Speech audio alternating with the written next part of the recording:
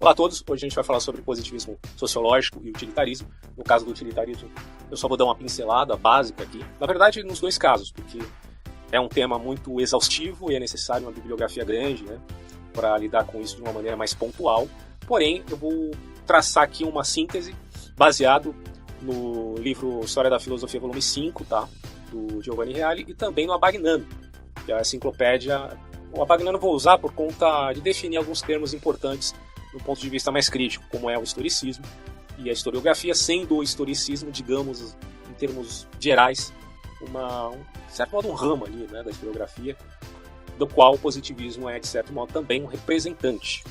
Isso aí é um tanto questionável, tanto por parte do marxismo, como por parte do positivismo, em ser um historicismo, em ter esse rótulo como que sendo pejorativo, né? Então, obviamente, quem é positivista ou quem é marxista vai negar isso, dentro de uma análise toda, digamos assim, voltada à apologia, né, da sua cosmovisão. Mas, de todo modo, a crítica a esse tema vai ser dada aqui não em vista de dizer que o positivismo é totalmente ruim ou é totalmente bom. Isso aí é uma coisa que a gente tem que tomar muito cuidado, né? Porque eu sei que tem muita gente que critica o positivismo, mas o positivismo, se a gente for ver, ele foi uma expressão da ditadura militar, né? Inevitavelmente os militares eram positivistas e tinham em mente o progresso, tanto que é dito, né, por parte do pessoal conservador aqui no Brasil, a ideia de que positivismo significa uma revolução desde cima, enquanto que o marxismo é uma revolução desde baixo. Claro que isso mudou bastante no decorrer do tempo, as ideias foram se amalgamando, pelo menos algumas partes dela, não totalmente, tá? O marxismo, hoje em dia é difícil você ter um marxista ortodoxo, e possivelmente também seja difícil você ter um positivista ortodoxo, dado o fato de que as ideias do Auguste Comte são bem esquisitas, para não dizer outra coisa, tá? Não estou dizendo que tudo é ruim, como eu já disse, não vou atacar nem defender, mas trazer o ponto de vista aqui do resumo da história da filosofia, que é bem abrangente e, ao mesmo tempo, traz alguns detalhes importantes, mas não é exaustivo. Ponto. Então, fique claro para você que isso aqui não é um curso extensivo sobre positivismo, mas é apenas uma introdução a respeito do tema que vai tocar as partes principais relativas a ele mesmo.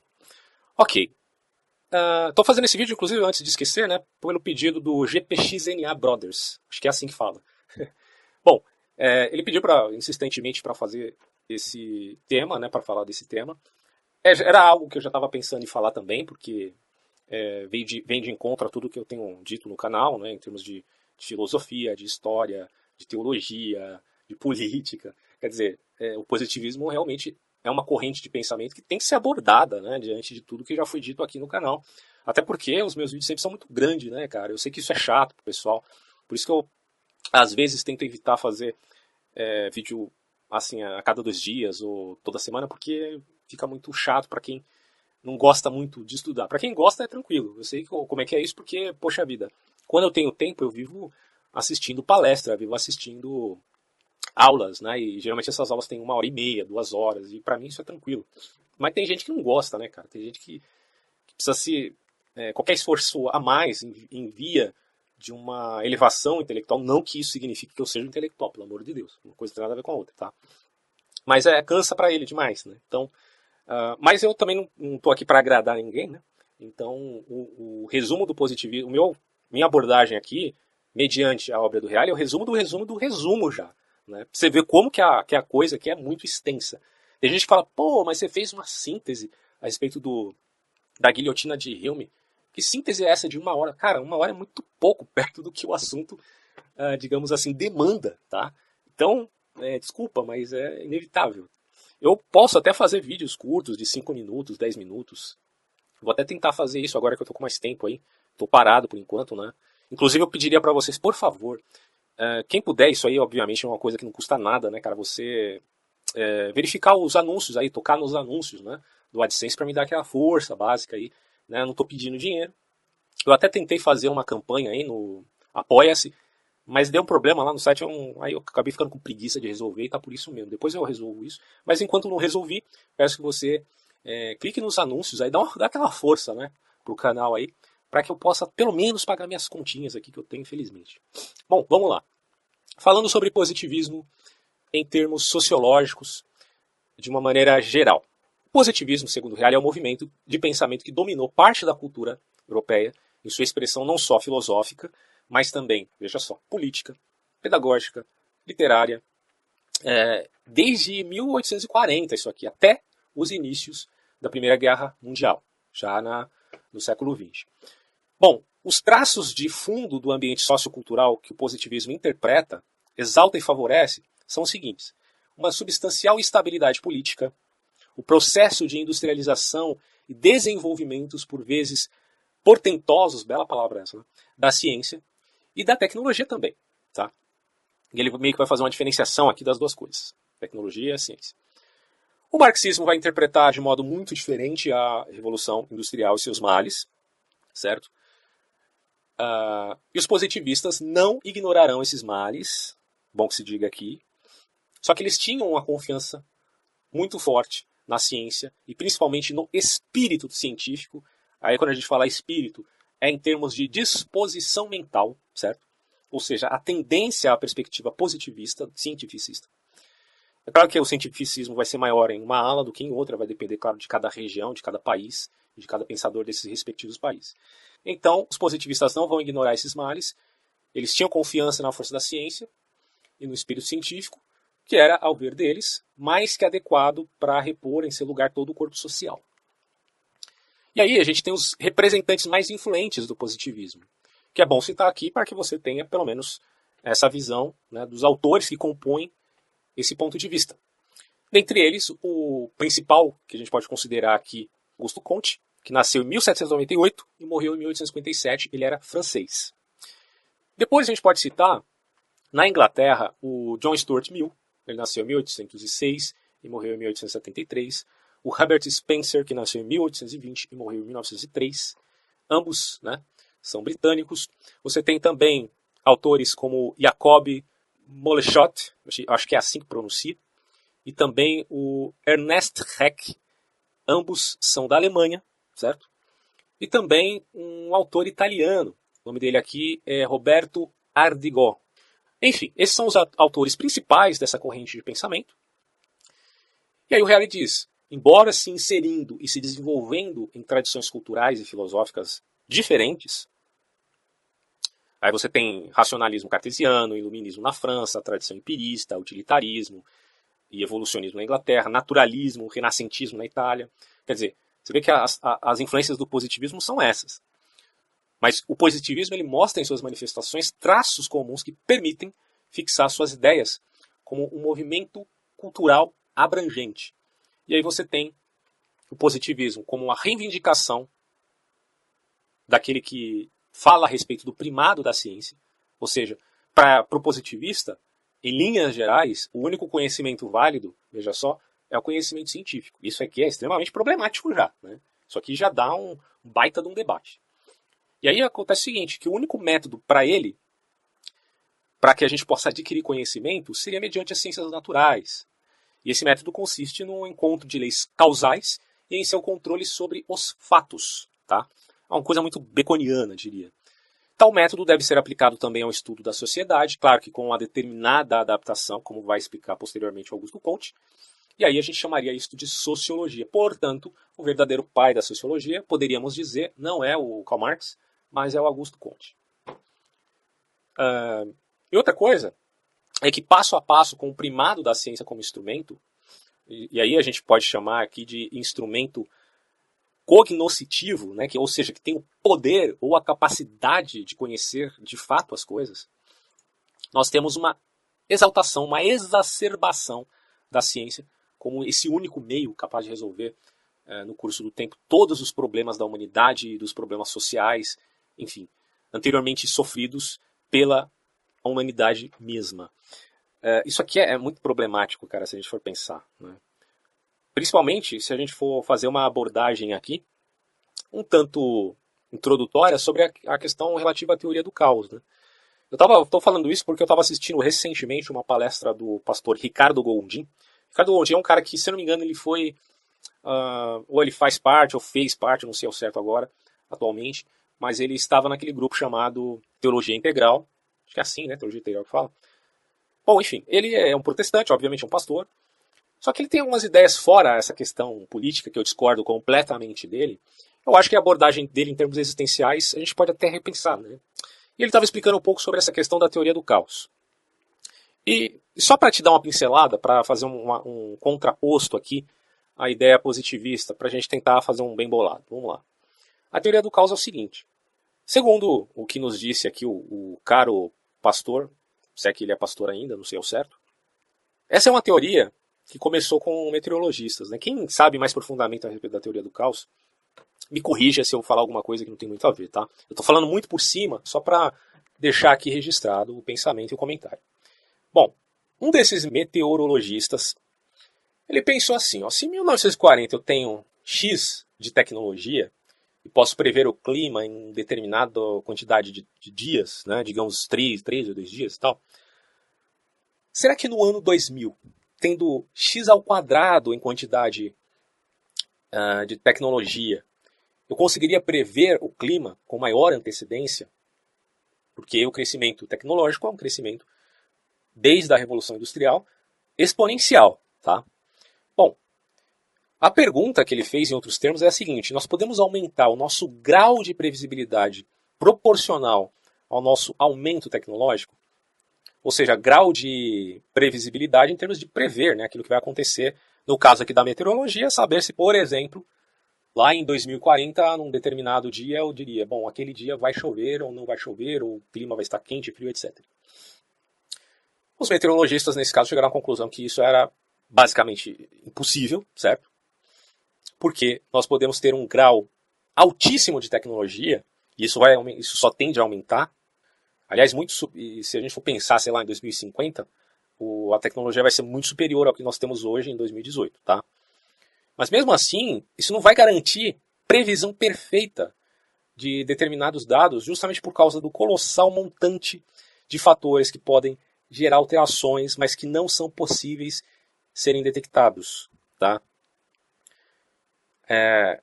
E aí entra aquela questão da borboleta, né? Que se uma borboleta bate as asas em determinado ponto do mundo, ela poderia alterar drasticamente, né, algum evento no outro ponto do mundo, simplesmente porque cada uma das milhares, digamos assim, microvariações alteram e desencadeiam um processo, tornando determinado evento praticamente impossível de ser previsto.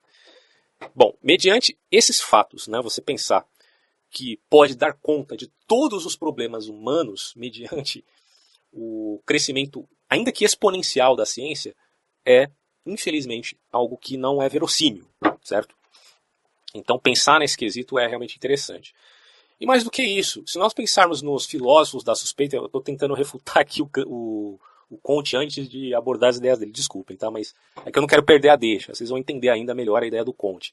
Mas pensem só, né? O Paul Ricoeur, que é um autor muito conhecido do século XX, ele falava sempre a respeito dos filósofos da suspeita, que segundo ele seriam 3 principais: Karl Marx, Nietzsche e Freud, certo? O pessoal não gosta muito deles, eu também não vou muito com a cara deles, não. Mas, enfim, são filósofos da suspeita porque eles não suspeitam apenas daquilo que a gente poderia chamar, segundo Deleuze, interpretando Nietzsche, de niilismo negativo. Porque o que é niilismo negativo? Niilismo negativo é negar o mundo em nome dos valores superiores, como fizera, pelo menos supostamente, ou segundo Nietzsche, o platonismo e a religião em si, certo? Então, se nós pensarmos aqui nos 4 tipos de niilismo, a gente vai ver que o positivismo, o materialismo e os seus grandes representantes do neoateísmo, como Richard Dawkins, Daniel Dennett e tantos outros, refletem exatamente esse ponto de vista reativo daquilo que ainda é niilismo. Tá? Então, pensa só. Niilismo negativo é negar o mundo em nome dos valores superiores. O niilismo reativo vai contra isso. Ele vai negar os valores em vista, assim, de relativizá-los e, segundo Nietzsche, matar Deus. Tem gente que acha que é o Nietzsche que matou Deus. Puta merda, véio. Vai estudar, cara. Né? Não estou querendo ofender ninguém, mas nesse caso, o Nietzsche está expondo, ainda que eu não concorde com um bocado de ideias dele, o que ele está fazendo é expor, tá, o ponto de vista do cientificismo, de certo modo. Que esse sim está matando Deus, e em outros termos, colocando a esperança na própria ciência. Certo? Isso é a representação crassa daquilo que a gente chama de materialismo, monista, de certo modo é monista. E quando você vai falar desses autores como Richard Dawkins, Daniel Dennett, eles representam exatamente esta coisa. Só que, segundo o Deleuze interpretando Nietzsche, ele vai falar, olha, podemos falar também de um niilismo passivo, que é aquele que, por perder o seu senso de vontade e potência, ele prefere extinguir-se passivamente, né? Porque ele já passou por esses dois estágios, se é que a gente pode chamar de estágios, porque se as coisas são, digamos, contingenciais, né? É preciso dizer o seguinte, né, que contingência significa que as coisas acontecem sem uma relação de necessidade. E daí o problema com a ideia do historicismo. Porque se as coisas são contingentes e não têm relação de necessidade, portanto, não necessariamente haveria uma teleologia ou um fim da história e tal. Mas essa é uma outra questão que o próprio Hegel aborda, e a gente não vai entrar nesse assunto agora. Tem um vídeo sobre Hegel, pretendo fazer até outros, porque ele é um autor muito complexo, mas que já ajuda a entender um pouquinho a ideia dele. E aqui a questão é a seguinte: mediante o fato de nós termos os filósofos da suspeita falando a respeito do positivismo, nós chegamos à conclusão que ou você verifica isso de uma maneira muito mais contundente ou, digamos assim, sincera em relação à própria realidade, ou então você vai ter que aderir a uma consequência vinculada ao ponto de vista do Nietzsche, que é aquela coisa do niilismo ativo, né? Quer dizer, que é aquele niilismo que nega a si mesmo, né? Porque se o niilismo ele sempre é uma progressão de negação das coisas, segundo o Nietzsche, né, nessa progressão niilista, ele vai chegar ao ponto de negar-se a si mesmo. E pela vontade de potência, estou resumindo muito aqui essa ideia, mas basicamente é isso, pela vontade de potência, aquele que está além dos homens vai criar os seus próprios valores. Mas isso aí é uma coisa que parece muito romântica, né? Como que isso se dá no mundo real? Não sei, entendeu? Mas acontece que no caso aqui do Comte, a gente está no campo efetivo daquilo que a gente pode chamar de niilismo reativo, certo?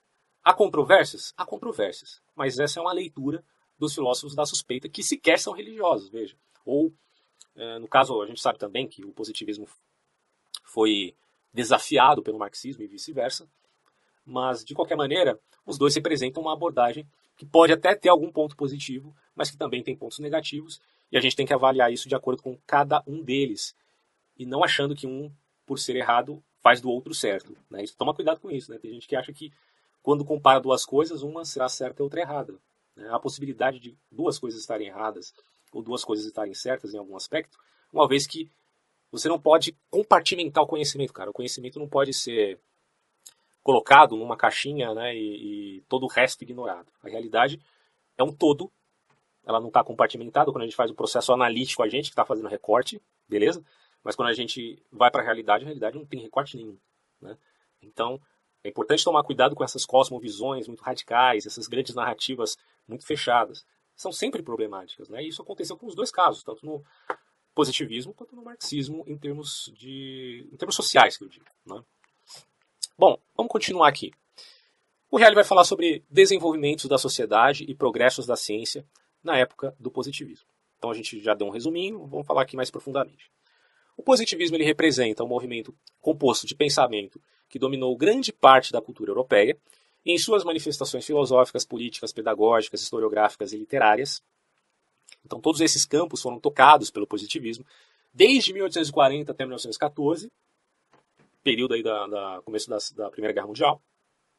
E passado o furacão de 1848, excetuando-se, né, o conflito da Crimeia em 1854 e a Guerra Franco-Prussiana de 1870, a era do positivismo foi época de paz substancial na Europa e, ao mesmo tempo, a época da expansão colonial europeia na África e na Ásia, né? Dentro desse quadro político, a Europa consumou sua transformação industrial. Isso aqui é importantíssimo, né, porque a Revolução Industrial foi fundamental para fincar a ideia positivista de militância e ação. E os efeitos dessa revolução sobre a vida social foram maciços. Você teve o emprego das descobertas científicas, as grandes cidades se multiplicaram, cresceu de forma impressionante a rede de intercâmbios, rompeu-se o antigo equilíbrio entre a cidade e o campo, aumentaram a produção de riqueza, a medicina praticamente, bom, não vou dizer tudo, mas boa parte das doenças infecciosas se extinguiram, né, mediante a descoberta de vacinas e tal. né, o crescimento tecnológico e vinculado à medicina. Então, quando você pensa, por exemplo, na peste negra, né, você está pensando num período onde uma doença que hoje é simples, milhares e milhares e milhares de pessoas morreram.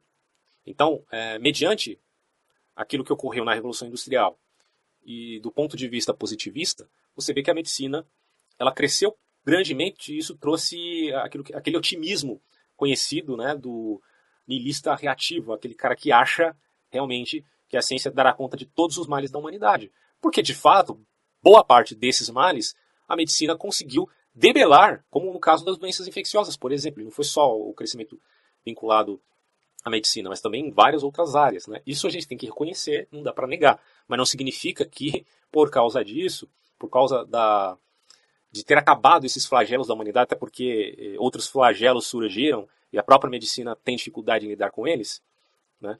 Isso é por conta, inevitavelmente, também da Revolução Industrial. Isso aí a gente tem que falar, né? Não é porque a gente admite o capitalismo que vai negar o fato de que possam haver males por conta dessas grandes revoluções, tá? Inevitavelmente. Então, em poucas palavras, a Revolução Industrial ela mudou radicalmente o modo de vida das pessoas. Isso aí é um fato. Se a gente comparar o número de pessoas, né? O Mises falando lá nas 6 edições, que existiam no primeiro século e no século XX, meu Deus do céu, crescimento exponencial, tá? Tem até um filme na Netflix, eu aconselharia vocês a assistirem, quem não viu ainda.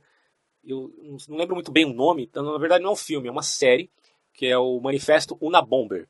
Eu acho que é assim o nome mesmo. Eu não lembro muito bem. Eu sei que existe um manifesto, é que eu assisti faz tempo essa série, né? Mas eu acho que ainda está no Netflix. Mas o fato é um cara que manda bomba pelo correio lá na década de 90 nos Estados Unidos, ou 80 ou 90. E, bom, enfim, né? O cara mandou bomba no correio, o outro vai lá, abriu a carta e bum, né? Perdeu a mão, ou morreu, etc. E até descobrirem quem era esse cara foi aí você tem a série inteira para isso acontecer. Mas o grande interesse nessa série é porque é uma história real e porque o manifesto Unabomber existe. Eu li esse manifesto no começo do ano, depois que eu assisti a série eu falei, vou ler essa bagaça. E li, né? Ele tem um ponto de vista, digamos assim, anarquista, né? Ele não chega a ser ele critica o esquerdismo, critica os conservadores, e o ponto de vista dele é um tanto anarquista. E ele faz muitas objeções justamente à Revolução Industrial, ponto. Essa é a grande crítica do manifesto dele. E se não fosse o fato dele ser um assassino, a gente poderia considerar realmente muitas das ideias do senhor Unabomber. No entanto, os fins não justificam os meios, e o que ele fez foi um crime, ele foi preso e condenado, tá? Mas eu não quero justificar o sujeito ou as ideias dele. O que eu estou dizendo é, existem críticas que não foram feitas só para esse cara. Muita gente que não chegou a matar ninguém, certo? Criticou também a Revolução Industrial pelo fato dela ter mudado completamente o modo de vida das pessoas. De um lado foi melhor, do outro foi pior. Mas são consequências inevitáveis daquilo que a gente chama de vida real. Nem tudo na vida real é assim, né? Uma determinada coisa, como por exemplo uma revolução, vai causar muitas mudanças. Podem ser em maior grau para o bem ou em maior grau para o mal, né? A Revolução Comunista foi em maior grau para o mal. Então a gente descarta. Mas a Revolução Industrial foi em maior grau para o bem. Alguns contestam, mas a gente pode admitir que, pelo menos em termos de acabar com doenças infecciosas, meu Deus do céu, já é uma grande vantagem. Não todas, né? Tem algumas aí que não acabou ainda. Enfim. E aí os entusiastas, né, se cristalizaram em torno da ideia do progresso humano e social, que era irrefreável, porque é exponencial realmente, já que de agora em diante, tem muita gente, inclusive, que fala, né, em termos de vida eterna, na imanência, uma coisa esquisita, mas tem gente que aborda essa possibilidade de um organismo viver mais do que 100 anos. E isso pode se dar até já em 2050, tá? Ter a vacina contra a velhice. São os entusiastas positivistas, inevitavelmente, que lidam, né, com essas possibilidades aí. Se são verdadeiras ou não, o tempo dirá, né? Para o pensamento da época, do Comte, esses instrumentos eram sobretudo a ciência e suas aplicações na indústria, bem como no livre intercâmbio e na educação. Além disso, no que se refere à ciência, deve-se dizer que no período que vai de 1830 até 1890, frequentemente se entrelaçando com o desenvolvimento da indústria, a ciência registrou muitos passos adiante em seus setores mais importantes. Então você teve progressão, desenvolvimento na matemática, na geometria, na física, na eletricidade, no caso do Maxwell e do Hertz, no eletromagnetismo, com o senhor Joule, eu não sei se pronunciei certo, porque acho que a pronúncia do nome dele não é Joule, como geralmente costuma falar, mas tudo bem, né?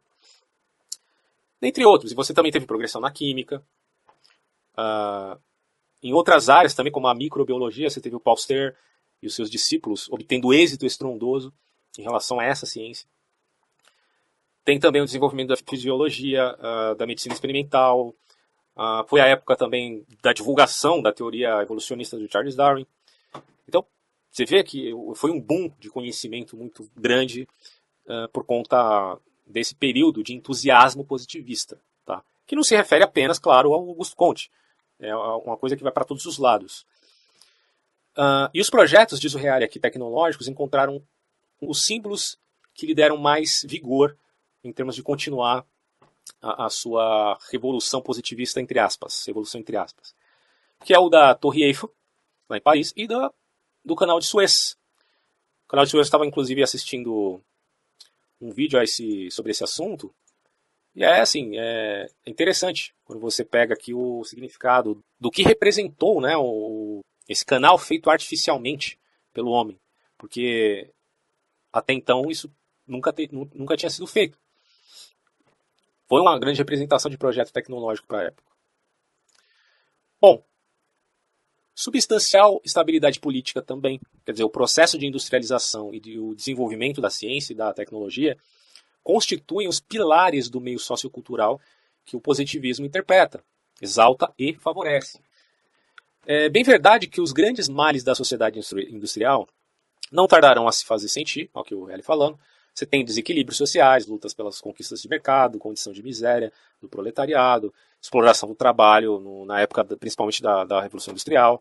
Claro que hoje só se amenizou por vários fatores, mas à época a coisa era bem complicada. Bom, há controvérsias de liberais e marxistas em relação à interpretação do que representou efetivamente a Revolução Industrial, inclusive os próprios positivistas.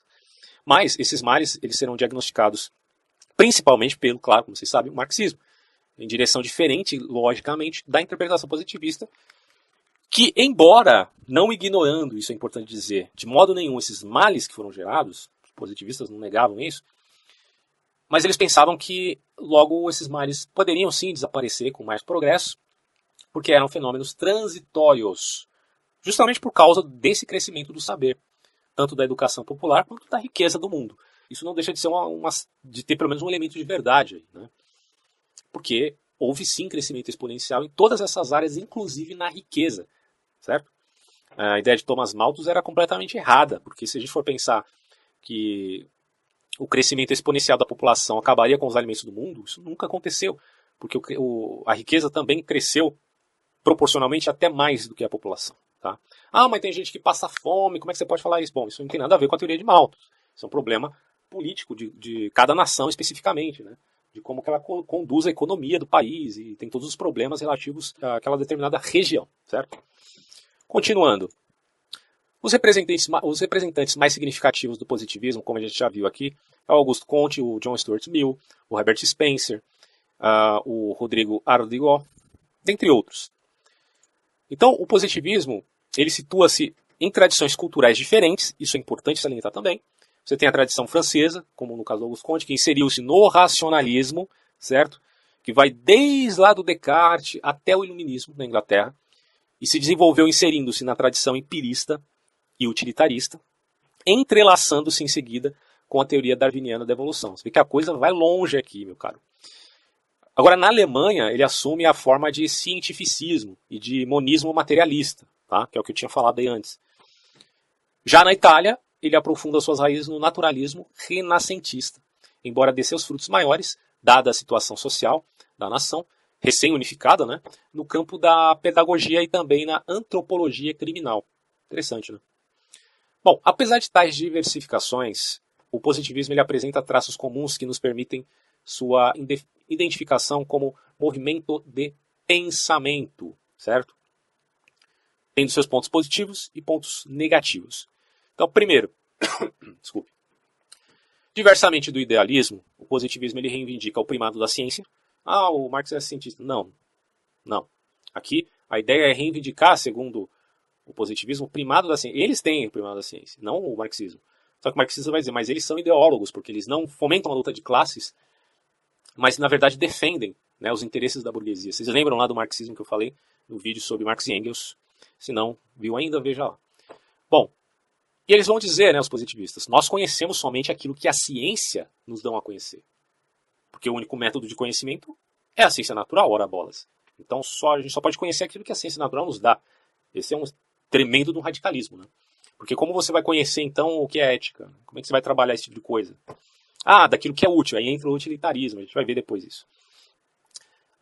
Segundo, o método das ciências naturais, identificação das leis causais e seu domínio sobre os fatos. Domínio sobre os fatos. Né? Quem é que domina os fatos? Pelo amor de Deus. Mas, enfim, a ideia era essa. Quer dizer, não vale somente para o estudo da natureza, mas também para o estudo da sociedade. Né? Lidar com esses problemas e resolvê-los mediante o positivismo.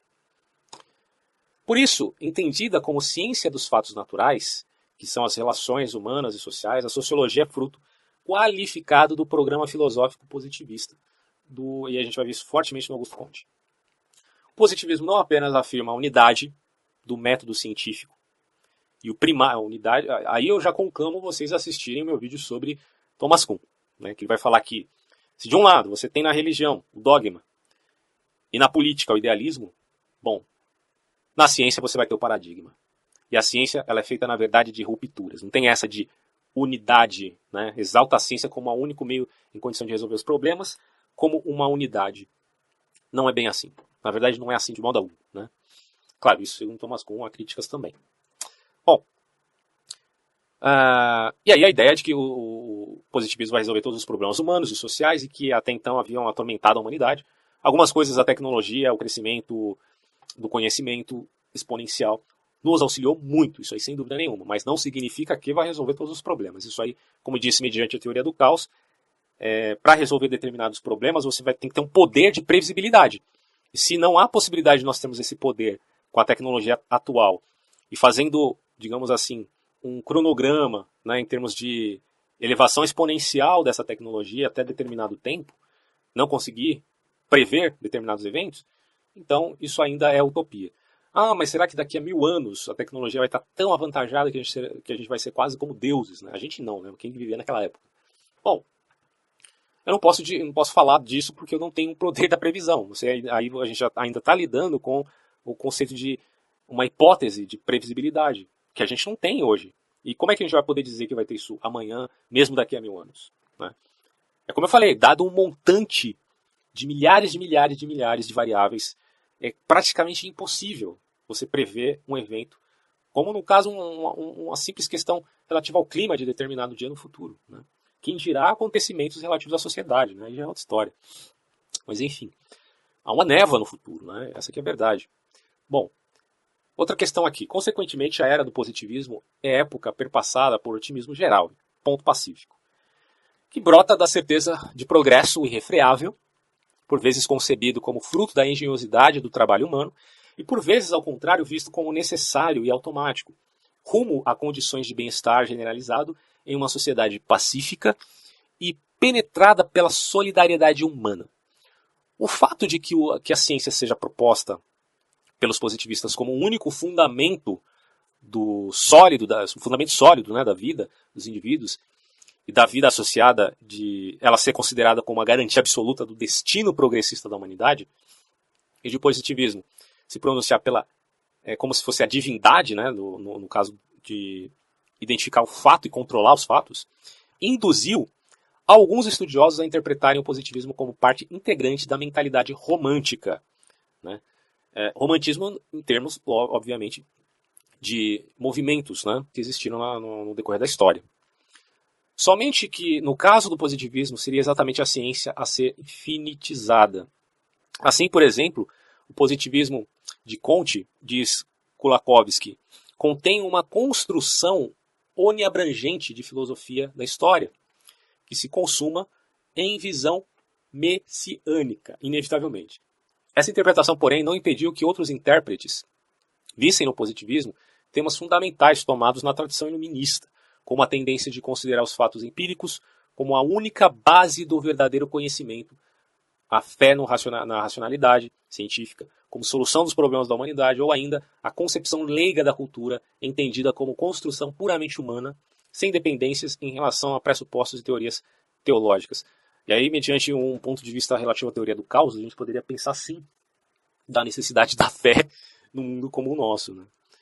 Aí sim a necessidade da fé, aí a gente cai mais em Kierkegaard, né? Do absurdo e da necessidade da fé, do salto no escuro, toda essa coisa faz muito sentido na teoria do caos. Bom, sempre em linhas gerais, o positivismo, exceto John Stuart Mill, fazendo justiça aqui, caracteriza-se pela confiança acrítica, leviana e superficial na estabilidade e no crescimento sem obstáculos da ciência. Chega a ser um tanto infantiloide, né? Apesar deles acreditarem que a idade da infância passou até chegarmos ao positivismo, a idade da maturidade. Bom, essa confiança crítica na ciência chegou a se tornar fenômeno de costume. A positividade da ciência leva à mentalidade positivista, a combater as concepções idealistas e espiritualistas da realidade. Isso é muito comum, não é? Principalmente no neoateísmo. Concepções que os positivistas rotulavam como metafísicas, embora mais tarde tenham caído em metafísica igualmente dogmáticas, né? Essa foi boa, real, eu gostei disso aqui. E a confiança na ciência e na racionalidade humana, em suma, os traços iluministas do positivismo, induziram até mesmo alguns marxistas a considerarem insuficiente e até reducionista a usual interpretação marxista que só vê no positivismo a ideologia da burguesia da segunda metade do século XIX. Bom, cabe falarmos aqui um pouco então sobre Augusto Comte, que é o principal representante dessa corrente de pensamento em termos sociológicos, e depois dar uma pincelada aqui sobre John Stuart Mill, basicamente não só por ele, mas em relação ao utilitarismo, e finalizar, porque senão vai ficar muito grande, aí vai ficar chato mesmo, né? Então vamos lá. No caso do Augusto Comte, ele é muito acusado de ser, por alguns, um historicista, né? Ele, na verdade, o historicismo ele é uma doutrina segundo a qual a realidade é a história. E se nós nos voltarmos a algum grande representante desse ponto de vista, a gente vai ver que o maior deles foi Hegel. No entanto, a gente pode também entender três linhas de pensamentos diferentes em relação ao próprio historicismo. No caso do Hegel, aí sim, seria essa doutrina, né, na qual a realidade inevitavelmente é a história e que todo conhecimento é conhecimento histórico. Ou seja, essa é, digamos assim, a tese fundamental do idealismo. Tem um elemento romântico, certo? Que supõe a coincidência entre finito e infinito, entre mundo e Deus, e considera a história como realização de Deus. Claro que aqui a gente está falando do historicismo, e quando se fala de Hegel, a gente fala de historicismo em termos absolutos, e isso não é necessariamente a expressão que se vê, por exemplo, no gramscianismo, que é uma representação já de um neomarxismo, embora tenha os elementos basilares do marxismo de maneira muito poderosa ainda, se mantendo na ideia do Gramsci, e no próprio marxismo em si mesmo, né? Nas ideias de Engels, né, como foi expresso no meu vídeo a respeito de Marx e Engels, também fica claro toda essa tendência historicista. Tá? Só que o historicismo ele tem outros ramos. Né? Ele pode ser também uma variedade de doutrinas precedentes que vê na história a revelação de Deus no sentido de considerar que cada momento da história seja uma relação direta com Deus. Quer dizer, você poderia chamar aqui de historicismo fideísta. Agora, há a possibilidade também de ver o historicismo mediante a doutrina para a qual as unidades cuja sucessão a história constitui, como que organismos globais cujos elementos necessariamente vinculados só podem viver no conjunto. É a ideia de Spengler, né, que a gente pode chamar de historicismo relativista. Isso tudo está bem embasado, em termos de corrente de pensamento historicista, no dicionário Nicolas Bagnano. Tá? Você pode, se tiver acesso a esse livro, verificar com mais detalhes aqui, eu não vou me alongar muito, mas a gente pode dizer então que o historicismo ele representaria como que uma corrente dentro da própria historiografia, tá? Então quer dizer, você tem correntes historiográficas, dentre elas você pode colocar o positivismo, sendo, portanto, um historicismo, porque basicamente é uma narrativa, certo? Uma grande narrativa, assim como é o marxismo e tantos outros.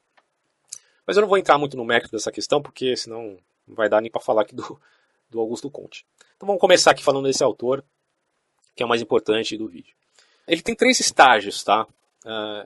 três estágios fundamentais da humanidade em termos de conhecimento, que é o estágio teológico, metafísico e positivo. Então, animado desde a juventude, vai dizer o Reale aqui, com propósitos de regeneração universal, né, tendo aquele espírito messiânico, sucessivamente, e portanto revolucionário, diga-se de passagem, não necessariamente o messiânico tem a ver com o revolucionário, apesar que o messiânico, sim, diante de um ponto de vista judaico, tem a ver com uma mudança radical no mundo, mas para a paz universal, obviamente. Aqui a ideia é, sendo Augusto Comte um autor do curso da filosofia positivista que vai dar embasamento a uma teoria social, portanto ele é tido como pai oficial, né, da sociologia, para formular então a resolução de problemas da própria sociedade. Bom, no estágio, aí tendo esses três estágios, teológico, metafísico, positivo, no estágio teológico, os fenômenos eles são interpretados como produtos da ação direta e contínua de agentes sobrenaturais mais ou menos numerosos, tá? Porque essa é uma idade, segundo Comte, da infância.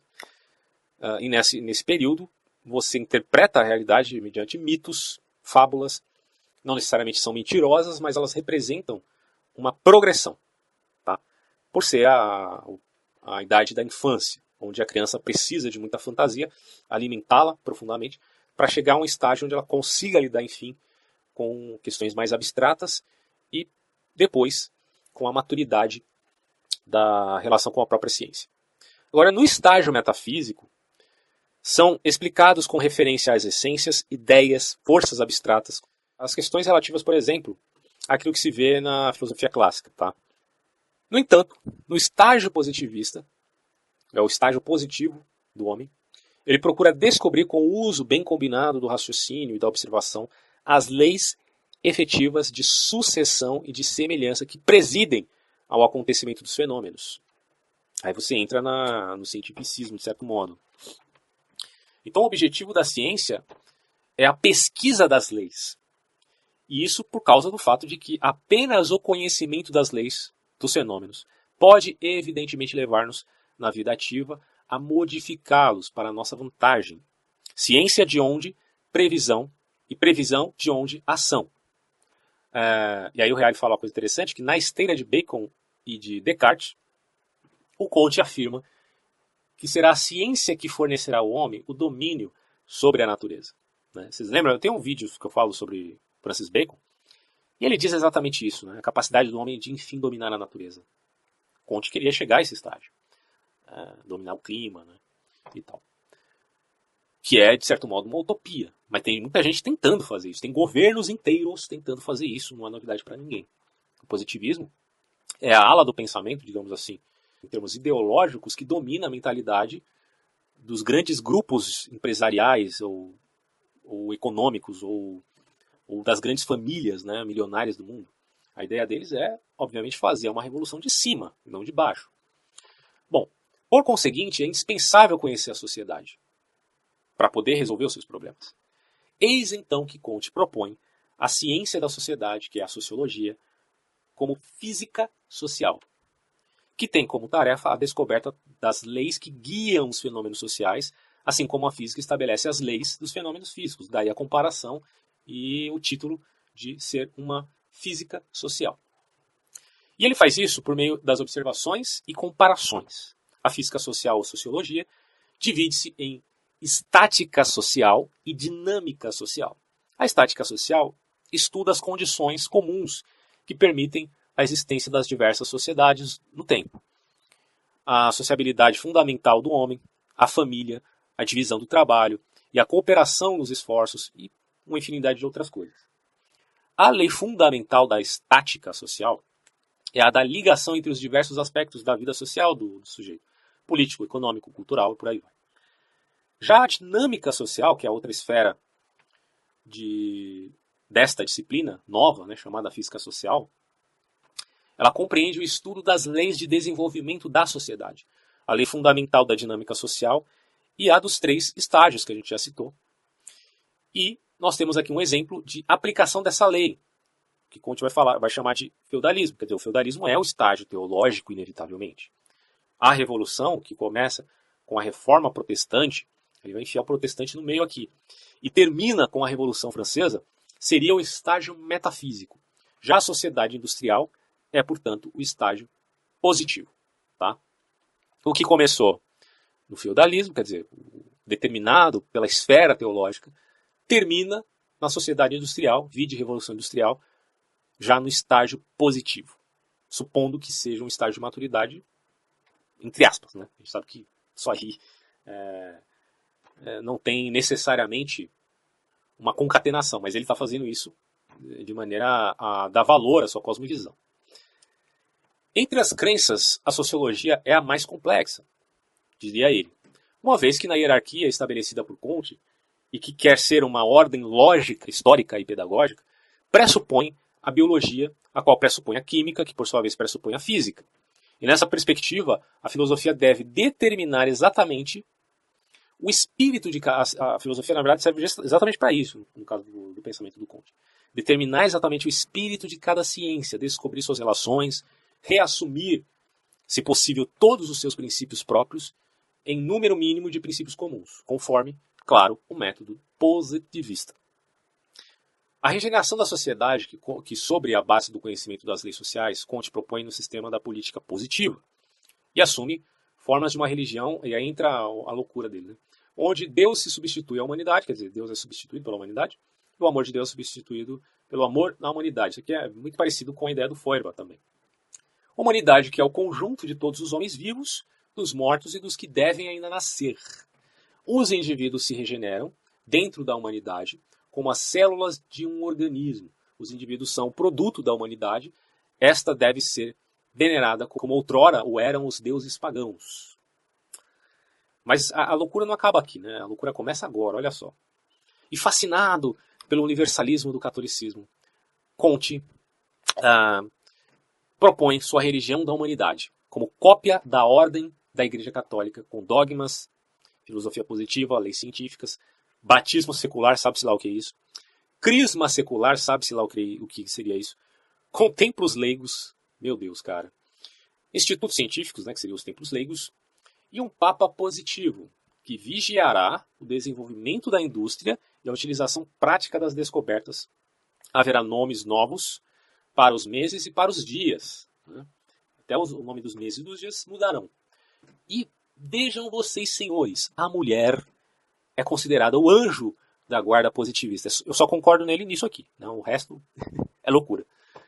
Isso aqui parece muito com o surto psicótico lá do Robespierre na Revolução Francesa, né, cara? O sujeito querendo fazer o culto à razão. Maluquice. Acho que pega, sabe? Bem, enfim. Eis as grandes influências iluministas também, pensamento do Augusto Comte. Basicamente é isso, gente, a ideia dele, né? Claro que isso pode se sofisticar muito mais, lendo as obras do cara, claro, né? Mas que tem um quê de loucura, eu não consigo ver que não tenha, né? Tá muito claro para mim essa questão aí. Vamos dar uma lidinha básica, então, na síntese. Essa aqui, o que eu li, na verdade, foi a síntese, e aí ele faz o esboço das ideias do autor. Bom, não vou ler tudo, mas só para dar uma geral aí, para ficar uma coisa mais clara.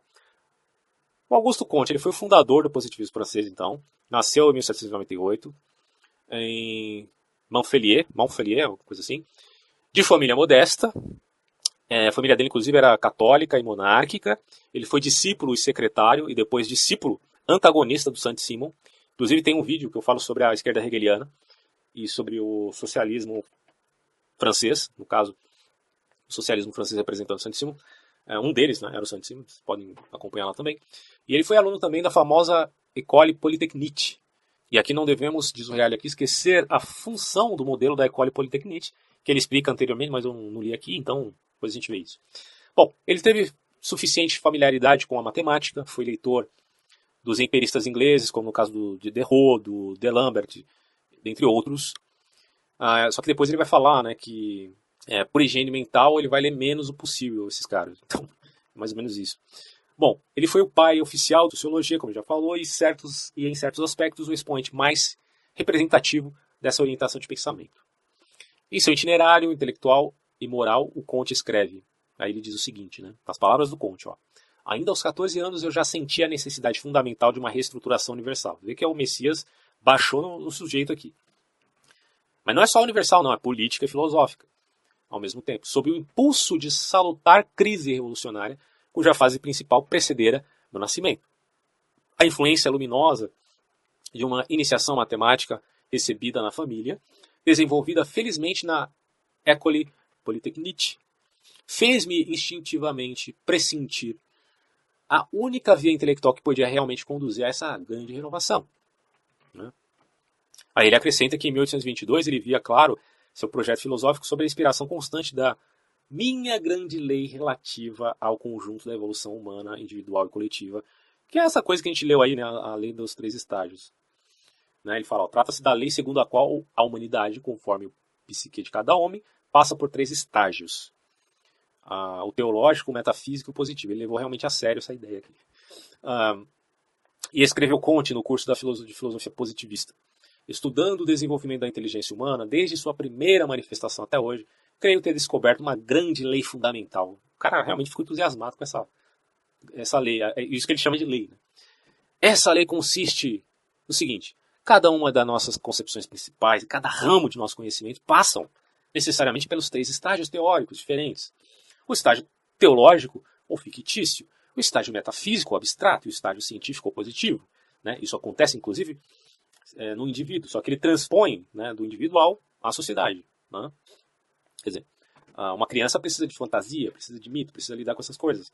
Ela cresce e admite-se, então, um pensamento mais abstrato, como na própria teoria do Piaget, né? Que também fala dos estágios do desenvolvimento humano. Bom, aí continua aqui. Ó. Daí 3 tipos de filosofia ou de sistemas conceituais gerais sobre o conjunto dos fenômenos se excluem reciprocamente. Tá? O primeiro é um ponto de partida necessário da inteligência humana, o terceiro é o seu estado fixo e definitivo, o segundo destina-se unicamente a servir como etapa de transição. Isso quer dizer, aí ele vai explicar aqui. Veja, no estágio teológico, os fenômenos são vistos como produtos da ação direta e contínua de agentes sobrenaturais. A gente poderia chamar isso de, começa no animismo, passa ao politeísmo, depois o enoteísmo e depois o monoteísmo. Certo? Mas, em via de regra, pelo menos no paganismo principalmente, você tem agentes sobrenaturais numerosos, ou menos numerosos, mas mais de um. Né? Significa, então, politeísmo. Ou enoteísmo, que representa aquilo que a gente chama de um deus sobre outros deuses. Aí advém a ideia de um panteão que tem um deus principal, como era no caso da Grécia, até nos povos do Oriente Médio, ali em Canaã, por exemplo, você tinha El como deus principal, até o Baal e tantos outros, né, que faziam referência aí aos filhos de El. E aí, no estágio metafísico, são explicados em função de essências, quer dizer, ideias ou forças abstratas. Os corpos se uniriam graças à simpatia, enfim, é um termo que ele usa aqui. Quer dizer, as plantas cresceriam em virtude da presença da alma vegetativa, o ópio, como ironizava Molière, adormece porque possui a virtude soporífera.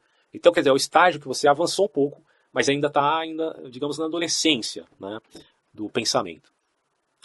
Somente no estágio, então, positivo, que o espírito humano, a disposição mental humana, reconhecendo a impossibilidade de obter conhecimentos absolutos, renuncia aí entra um pouco de kantismo aqui, né? Renuncia às perguntas, né, relativas, por exemplo, àquilo que a gente já viu no vídeo sobre gnosticismo. Quer dizer, da onde eu vim, para onde eu vou, qual que é a minha origem, o que eu devo fazer e tal, tal.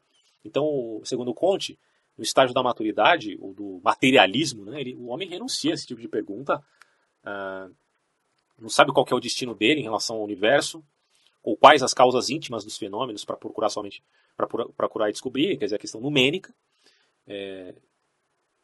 O que ele tem é só o fenômeno, e mediante esse fenômeno, aquilo que aparece, com o uso bem combinado do raciocínio e da observação, suas leis efetivas, suas relações invariáveis de sucessão e de semelhança, de fato acontecem.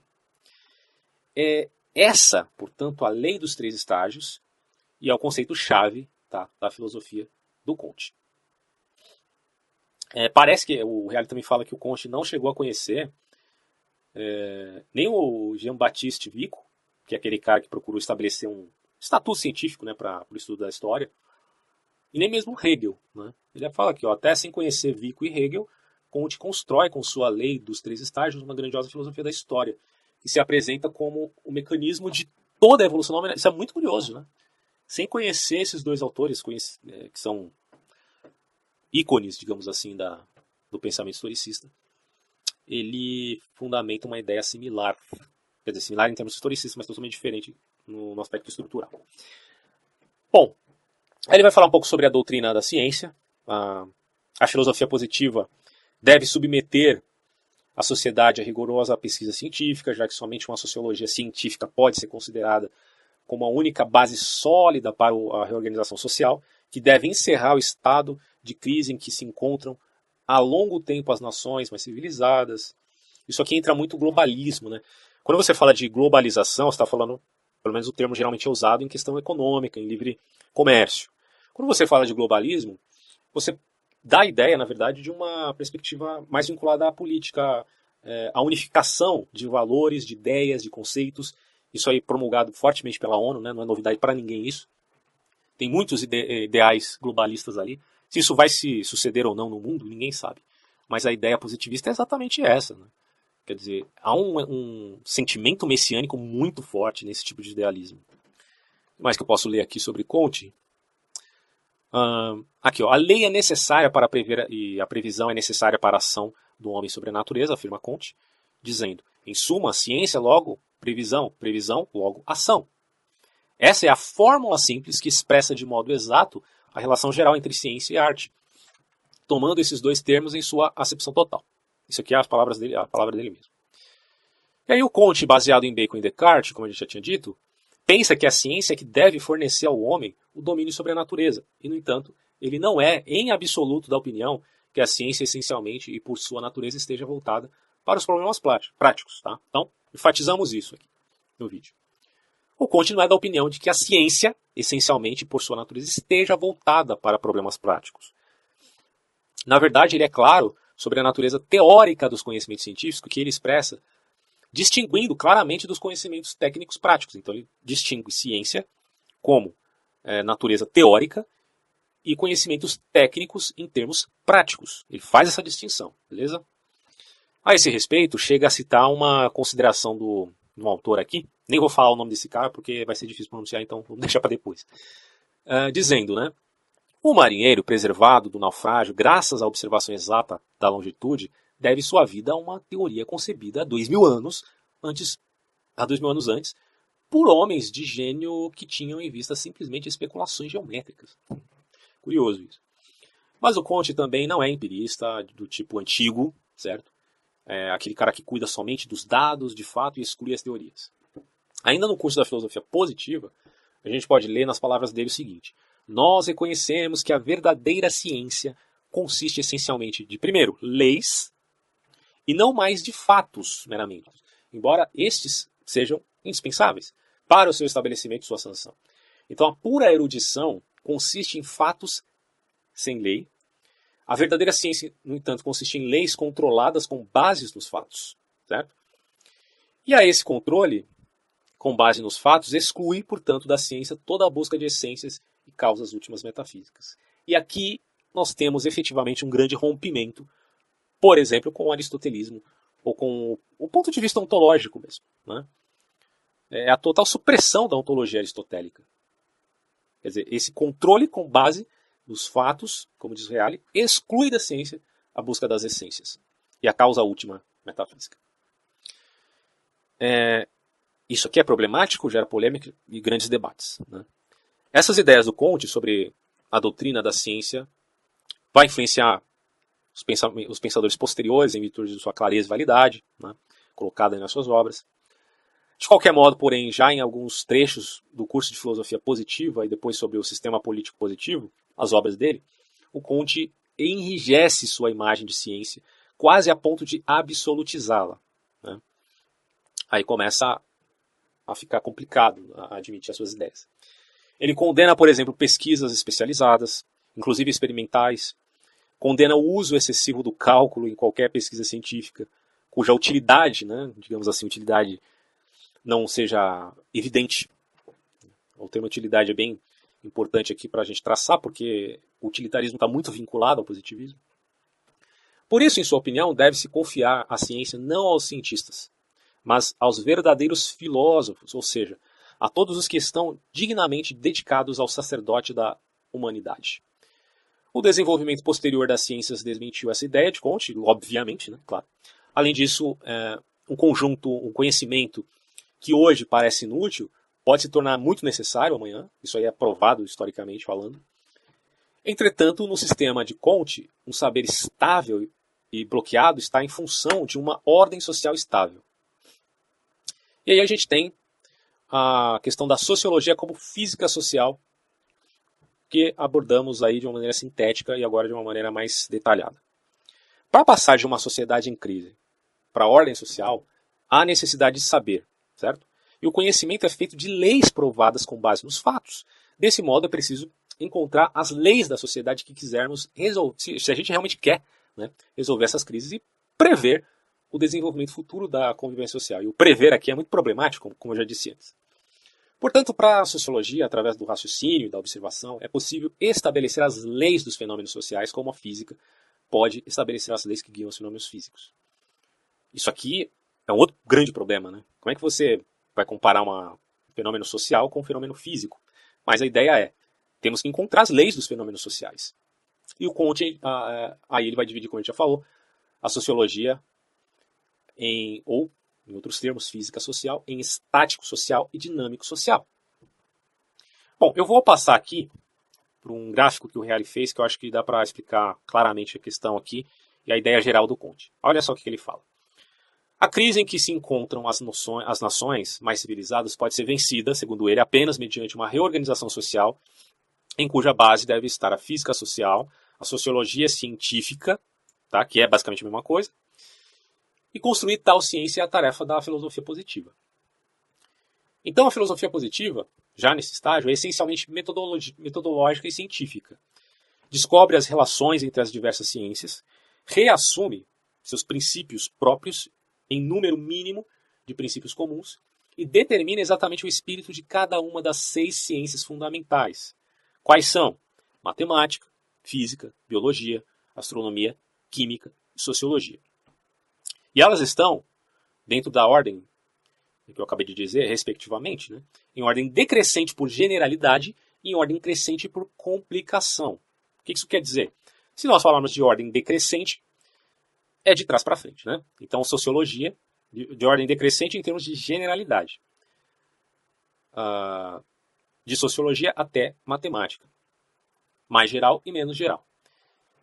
E ela é crescente por complicação, tá? Então, a mais complicada, inevitavelmente, será a sociologia. Como a verdadeira ciência consiste de leis controladas sobre fatos, e da ciência deriva a previsão e, portanto, a ação, a sociologia ela deve estabelecer as leis dos fenômenos sociais, mediante observação, experiência, método histórico comparativo, para poder prever racionalmente o desenvolvimento futuro da convivência social. E aí a sociologia divide-se em estágio social e dinâmica social. Vou repetir de novo, é chato, né? Mas vamos lá, vai. Vamos dar mais uma chance aqui para o conceito. Estático social estuda as condições de existências comuns a todas as sociedades em todos os tempos. Sua lei fundamental é a conexão orgânica entre os diversos aspectos da vida social. Dinâmico social estuda as leis do desenvolvimento da sociedade. Sua lei fundamental é a lei dos 3 estágios, segundo o qual se desenvolve a evolução humana, individual e coletiva. Toda a nossa concepção principal e cada ramo do nosso conhecimento passa necessariamente por 3 estágios teóricos diferentes, necessariamente. Aí você tem os 3 estágios, teológico, metafísico e científico. E a regeneração total da sociedade passa através da religião devota à humanidade, ao grande ser que transcende os indivíduos. Os dogmas dessa religião são a filosofia positiva e as leis científicas, e as maluquices que ele fala lá em relação aos dogmas positivistas. Bom, peguei aqui já um tempinho de vídeo. Vamos falar agora sobre utilitarismo bem brevemente, como eu disse, não vou entrar muito profundamente no assunto, mas é só para dar uma pincelada para outros vídeos que a gente pode falar com mais tenacidade. Sobre utilitarismo é o seguinte, a gente tem os grandes representantes aqui, né? Jeremy Bentham, James Mill, John Stuart Mill. Pronto, são os principais. Nesse contexto, é preciso salientar, vai dizer o Reale, a presença também do Adam Smith e do Davi Ricardo, e sempre no quadro dos estudos sociais e do Thomas Robert Malthus. Também a gente pode colocar o nome dele aqui. De Malthus, que nasceu em 1766 e morreu em 1834, é célebre o ensaio sobre a população, em 1798. Quer dizer, a população cresce em proporção geométrica, enquanto os recursos aumentam em proporção aritmética. É claro que a gente sabe que isso é mentira, né? O equilíbrio entre as duas tendências é de fato restabelecido no mundo dos animais e das plantas, pela dispersão das sementes, das doenças, da morte precoce e, em âmbito humano, também por obra da miséria e do vício. Malthus pretende substituir a este controle repressivo exercido sobre a população pela miséria e pelo vício, em controle, veja, preventivo por meio de contenção moral, né? Com a abstenção do matrimônio por motivos prudenciais, sensacional o negócio dele, né? E com uma conduta estritamente moral durante o período dessa abstinência. Bom, ideia maluca, né? Mas enfim. Autor da pesquisa sobre a natureza e as causas das riquezas das nações, o famoso Adam Smith, a obra dele é de 1776, ele é o representante mais prestigioso da economia política clássica, eis a essência, né, do seu liberalismo, que é a ideia do o estudo da vantagem pessoal leva cada indivíduo a preferir a ocupação mais vantajosa também para o coletivo. E sua intenção não é de contribuir para o interesse geral, ele olha apenas para a sua vantagem e, nesse caso, como em muitos outros, é levado por uma mão invisível, a famosa mão invisível, para a realização de um objeto estranho às suas intenções. É bem diferente da ideia do Mandeville, tá? Adam Smith é uma coisa, Mandeville é outra. Menos otimista que Smith, mas também sustentador da teoria de que o valor de um bem é igual ao trabalho utilizado para produzi-lo, que também não é real isso, diante da teoria marginalista posterior. Mesmo se a equação valor seja igual a trabalho, não funciona para o trabalhador, o qual nem sempre chega à posse do valor de seu produto. O Davi Ricardo, ele é um teórico do livre comércio, dentro da nação e entre nação e nação, e é autor dos princípios de economia política e de taxação, em 1817. Ele vai falar do Robert Owen, conseguiu fazer da sua fábrica têxtil um modelo de providência humana, fez isso persuadido de que mudando as condições ambientais poder-se-ia mudar o caráter dos homens. Em idade já avançada foi fautor de um socialismo utópico, não sei que palavra estranha, fautor, será que está errado? Não sei. Vejam no dicionário aí. E não diferente do Saint-Simon e do Fourier. Fourier tinha uma ideia maluca, cara. Está lá no meu vídeo sobre socialismo francês e esquerda hegeliana. Fundador do utilitarismo, Jeremy Bentham, 1748-1832, autor de uma introdução aos princípios da moral e da legislação e do quadro dos moventes da ação, o princípio fundamental do utilitarismo é o seguinte: a máxima felicidade possível para o maior número possível de pessoas. Ponto. Máxima felicidade possível para o maior número possível de pessoas. Para o Bentham, no domínio moral, os únicos fatos que contam são o prazer e a dor. Né? Alcançar ao prazer e evitar a dor, aí estão os únicos motivos da ação, e é da máxima importância que não se cometam erros ao avaliar as consequências agradáveis ou danosas de uma ação. O necessário é, em poucas palavras, uma aritmética moral, e aí é o problemático nesse negócio de aritmética moral, meu filho. Problemático demais, em grau de fazer-nos realizar os cálculos justos. Bentham foi contrário ao imperialismo e julgava total loucura as colônias, defendeu os direitos dos animais. Tá? Aí você tem o James Mill, autor de Tratados Econômicos Políticos, dentre outras obras. Ele sustentou que a lei da associação vale também no campo da moral. A ideia de um prazer excitará a ideia de ação que é causa dele, e quando a ideia existe, a ação deve segui-la, necessariamente. A análise das ideias morais mostra também, segundo o James Mill, que é para fins egoístas que surge o altruísmo. Né? Embora isso não impeça que o altruísmo tenha um valor em si. Convicto de que a política pudesse ser dominada pela razão, o James Mill, como todos os radicais da época, também estava persuadido da onipotência da educação. E agora vamos falar aqui do nosso caro amigo John Stuart Mill. Sobre o utilitarismo, ele está de acordo com Bentham, conforme o princípio da máxima felicidade. Né? Quer dizer, o fim último e a garantia de que todas as outras coisas são desejáveis é uma existência isenta o quanto possível de dois ou mais possivelmente rica de prazeres. Apenas que diversamente de Bentham, o Stuart Mill, ele cuida não só da quantidade dos processos, mas também da qualidade, né? E ele vai falar, é preferível ser um Sócrates doente do que um porco satisfeito, né? Acho que a maioria concordaria com ele nesse sentido. Ainda em 1861, remontam as considerações sobre o governo representativo, trabalho em que o autor enfrenta o problema de como seja possível impedir que uma maioria governe, né, tiranicamente. E em defesa da liberdade individual foi dedicado o escrito Sobre a Liberdade, fruto da colaboração do filósofo com a sua esposa, que ele escreveu junto. Então, o núcleo teórico do livro está em reforço sobre a importância para o homem e para a sociedade de uma grande variedade de características e de uma completa liberdade da natureza humana de expandir-se em inúmeras e contrastantes direções. Liberal. Os ensaios de Mill sobre a liberdade é talvez até hoje a defesa da liberdade do indivíduo, mais lúcida e mais cheia de argumentos. E no espírito do livro sobre a liberdade, o Mill, em 1869, escreve um ensaio sobre a escravidão das mulheres. É bem, digamos, progressista, né, nesses termos modernos. São páginas de elevada sensibilidade moral. As ideias de Mill sobre a emancipação das mulheres encontrarão ampla repercussão lá na Inglaterra, dentro do movimento feminista, né, ironicamente, vindo por parte de um homem. E o direito das mulheres ao voto foi aprovado na Inglaterra, o sufrágio, sendo universal, também participando das mulheres, em 1919. Não é tão universal assim, né? A criança não participa. Gente, parar por aqui, né? Senão vai ficar grande demais, vai ficar mais chato ainda. Mas a informação é importante, é válida, então é isso aí. Depois a gente pode falar mais sobre tudo isso. Grande abraço, até próximos vídeos, tchau.